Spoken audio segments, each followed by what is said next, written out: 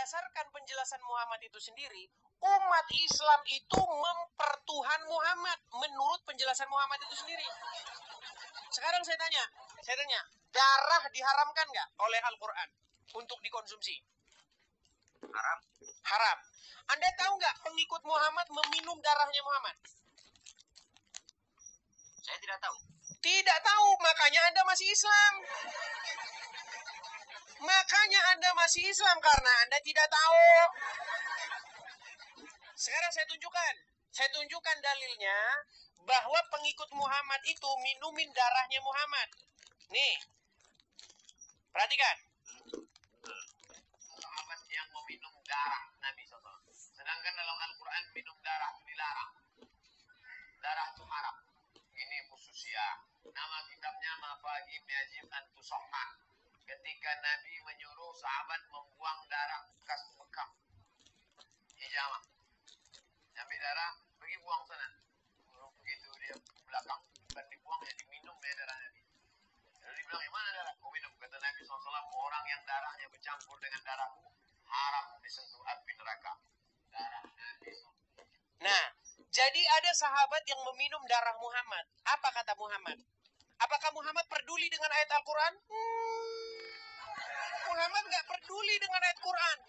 Terhadap orang yang meminum darah Muhammad itu, Muhammad bilang, haram tubuhmu disentuh api neraka. Pertanyaan saya, dengan standar yang digunakan Muhammad, Muhammad menghalalkan yang diharamkan Allah nggak? Kalau berdasarkan apa yang saya perdengarkan tadi itu, kesannya seperti itu. Oke.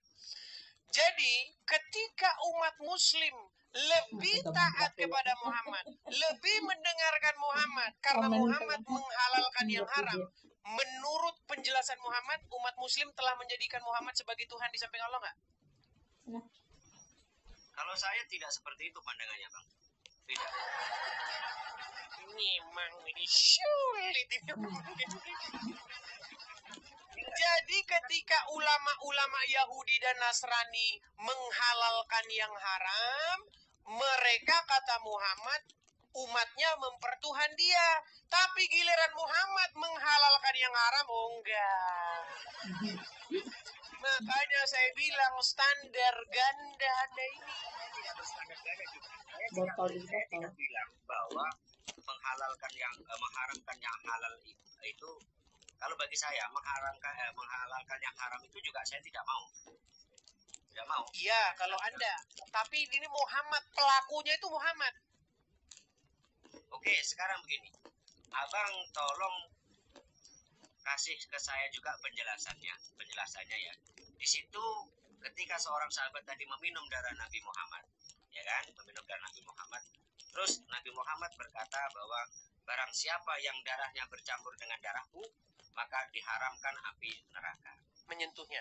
Apakah ketika itu Nabi Muhammad ini menyatakan seperti itu karena ada kata pembenaran. Maksudnya, oh kalau begitu benar kamu yang kamu lakukan, sehingga darahmu yang bercampur dengan darah saya diharamkan masuk api neraka. Apakah? Baik.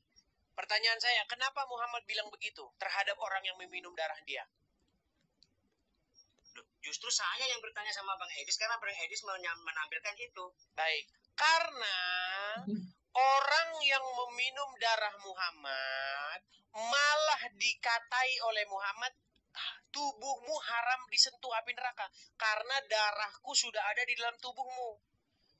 Karena dia minum darahnya, berarti Muhammad tidak mengharamkan apa yang diharamkan Allah. Dia malah justru membenarkan orang yang meminum darah dia. Makanya saya bilang di situ Muhammad telah menghalalkan yang diharamkan.